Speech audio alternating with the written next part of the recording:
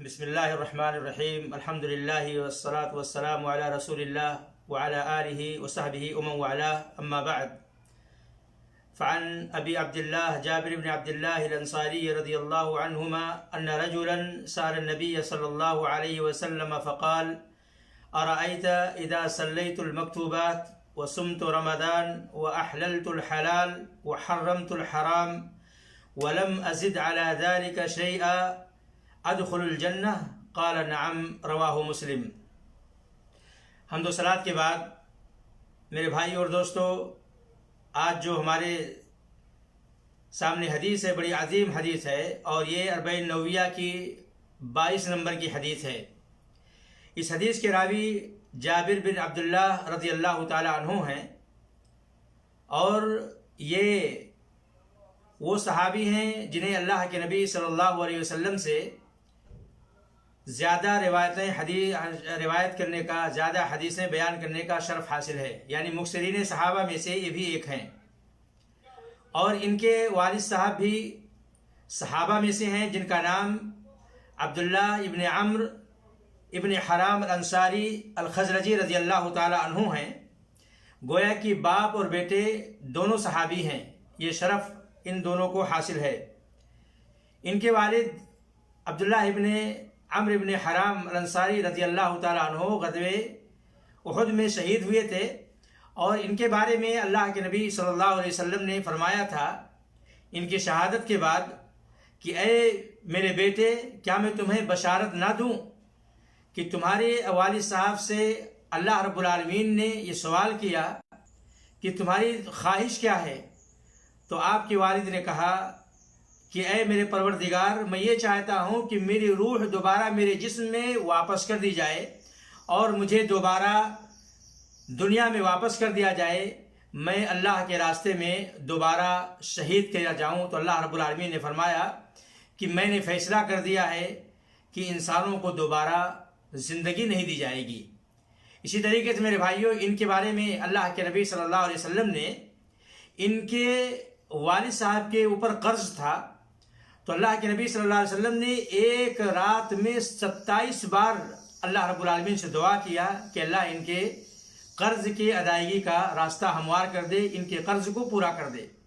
اور جابر بن عبداللہ رضی اللہ تعالی عنہ کو ایک لمبی عمر ملی، 94 سال ان کو عمر ملی، اور مدینہ کے اندر ان کی وفات ہوئی ہے، اور اپنے آخری عمر میں یہ صحابی نابینا ہو گئے تھے۔ تو یہ مختصر سا تعارف تھا آج کے ہمارے راوی صحابی جابر بن عبداللہ رضی اللہ تعالیٰ عنہ کے تعلق سے۔ کہتے ہیں کہ ایک صحابی اللہ کے نبی صلی اللہ علیہ وسلم کے پاس آئے، اور یہاں پر صحابی کا تذکرہ نہیں ہے، لیکن بعض روایتوں میں ان کا تذکرہ موجود ہے۔ ان کا نام تھا نعمان ابن قوقل رضی اللہ تعالیٰ عنہ۔ انہوں نے اللہ کے نبی صلی اللہ علیہ وسلم سے آ کر سوال کیا کہ اللہ کے نبی صلی اللہ علیہ وسلم، مجھے آپ بتلائیں کہ اگر میں فرض نمازوں کی پابندی کر لے جاؤں، رمضان کے مہینے کا روزہ رکھ لوں، اور اللہ تعالیٰ نے جو حلال کیا ہے اسے حلال مان کر حلال سمجھوں، اور جو حرام کیا ہے اسے حرام سمجھ کر اس سے دور رہوں، اور اس سے میں کچھ زیادہ عمل نہ کروں، تو کیا میں جنت میں داخل ہو جاؤں گا؟ تو اللہ کے نبی صلی اللہ علیہ وسلم نے بیان کیا، یقیناً آپ جنت میں داخل ہو جاؤ گے۔ میرے بھائیوں، یہ حدیث بڑی قیمتی اور بڑی عظیم حدیث ہے۔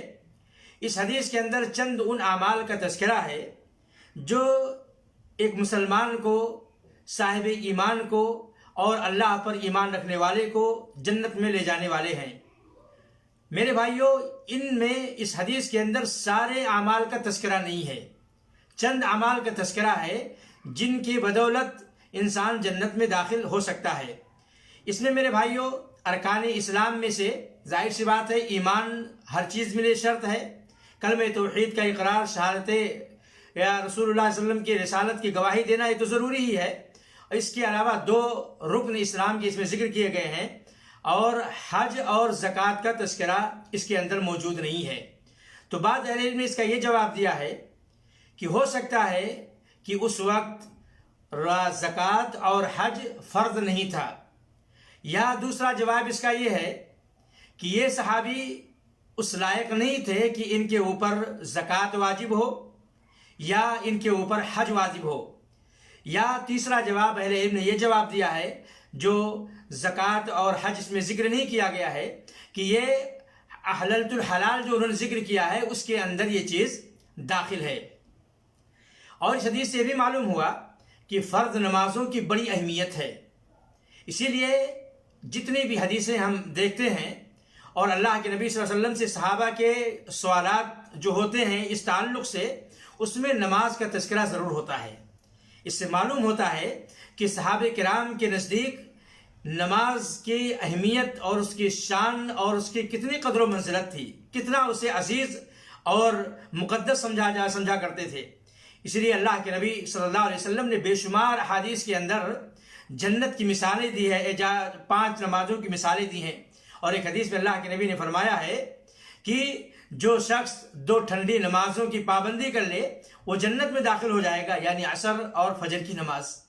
اور اس کے علاوہ بہت ساری احادیث ہیں جس میں اللہ کے نبی صلی اللہ علیہ وسلم نے نماز کو جنت میں لے جانے والا عمل قرار دیا ہے. ایسے ہی رمضان کے روزے کا تذکرہ ہے، یہ بھی میرے بھائیوں جنت میں لے جانے والا عمل ہے. اللہ کے نبی صلی اللہ علیہ وسلم فرماتے ہیں کہ بندے کے سارے اعمال اس کے لیے ہوتے ہیں اور ہر عمل کا بدلہ ایک متعین ہے، 10 گنا دیا جاتا ہے یا اس سے کچھ بڑھ کر دیا جاتا ہے. لیکن روزے کے بارے میں اللہ کہتا ہے کہ یہ میرے لیے ہے اور میں اس کا بدلہ دوں گا. اور ظاہر سی بات ہے اللہ تعالیٰ جب بدلہ دے گا تو جنت اور اس کی نعمتیں، دیدار الہی، بہت ساری نعمتوں سے مالا مال فرمائے گا. ایسے میرے بھائیوں اس حدیث سے یہ پتہ چلتا ہے کہ صحابہ کرام رضی اللہ تعالیٰ عنہم اجمعین ایسے سوال کے حریص تھے جو دنیا میں اور آخرت میں ان کے لیے فائدہ مند ثابت ہوں. صحابہ کرام ہمیشہ جنت کے بارے میں سوال کرتے تھے کہ اللہ علیہ وسلم کو ایسا عمل بتلا دیں جو ہمیں جہنم سے دور کر دے، جنت کے قریب کر دے. اور اللہ کے نبی صلی اللہ علیہ وسلم پھر جواب دیا کرتے تھے.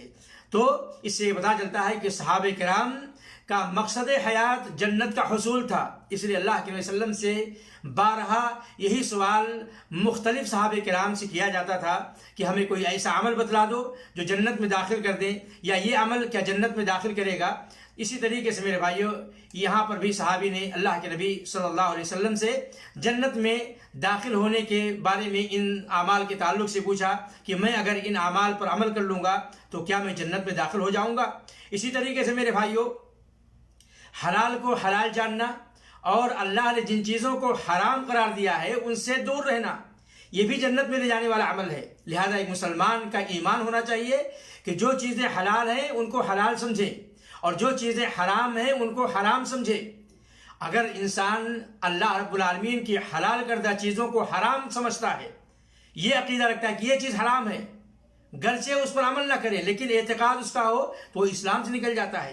یا جو چیزیں اسلام کے اندر حرام ہیں اگر بندہ اس کو حلال سمجھتا ہے، گرچہ اس کو نہ مانے، اس پر عمل نہ کرے، لیکن اس کا عقیدہ ہے کہ یہ چیز حلال ہے حالانکہ اسلام نے اس کو حرام قرار دیا ہے، تب بھی وہ اسلام سے نکل جاتا ہے. اور اس حدیث سے یہ بھی پتہ چلتا ہے کہ ایک مسلمان کا مقصد حیات اس دنیا کے اندر جنت کا حصول ہے. اللہ تعالیٰ نے ہمیں دنیا میں ترقی کرنے کے لیے، دنیا بنانے کے لیے اور دنیا بٹورنے اور سمیٹنے کے لیے نہیں پیدا کیا ہے، بلکہ یہ دنیا ہمارے لیے آخرت کے لیے یہ کھیتی ہے، یہ گزرگاہ ہے.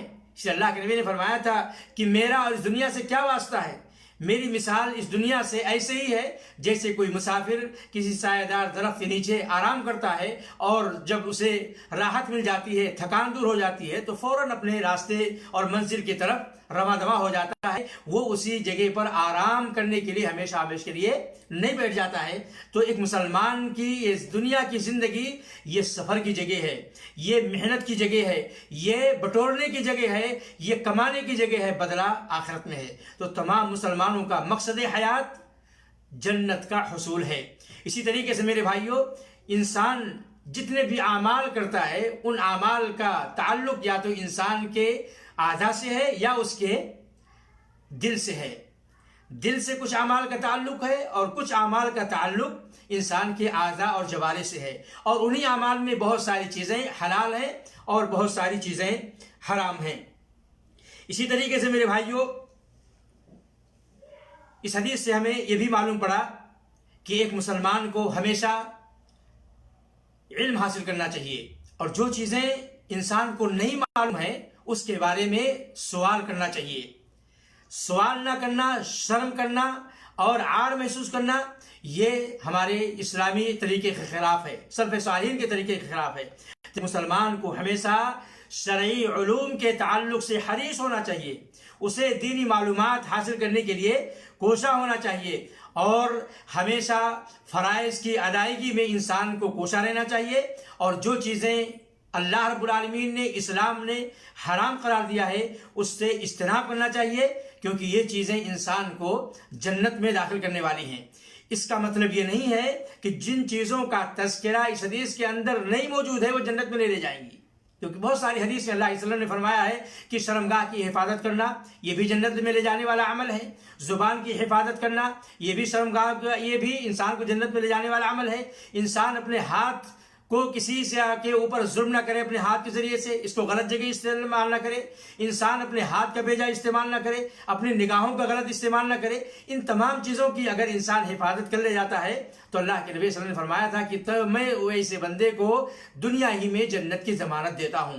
تو اس حدیث کے اندر صحابی نے جو سوال کیا ہے کہ یہ چند اعمال اے اللہ کے نبی صلی اللہ علیہ وسلم کیا ہمیں جنت میں لے جائیں گے، تو یقیناً جواب یہ ہے کہ جو انسان ان اعمال میں کما حق شریعت کے مطابق عمل کرے گا وہ انسان جنت میں داخل ہوگا.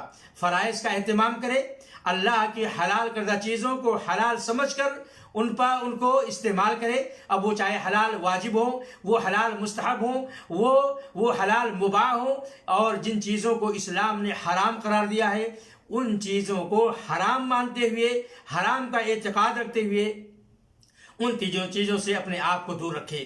تو معلوم ہوا میرے بھائیوں کہ یہ حدیث بڑی عظیم حدیث ہے، بڑی قیمتی حدیث ہے، اور ہماری زندگی میں انسان کامیابی دلانے والی حدیث ہے.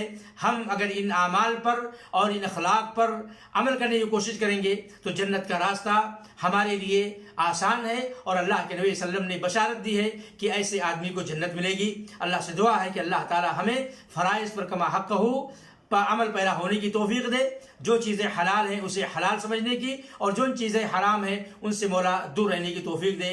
وآخر دعوانا الحمدللہ رب العالمین، وصلی اللہ علی نبینا محمد وعلی آلہ وصحبہ اجمعین. والسلام علیکم ورحمۃ اللہ.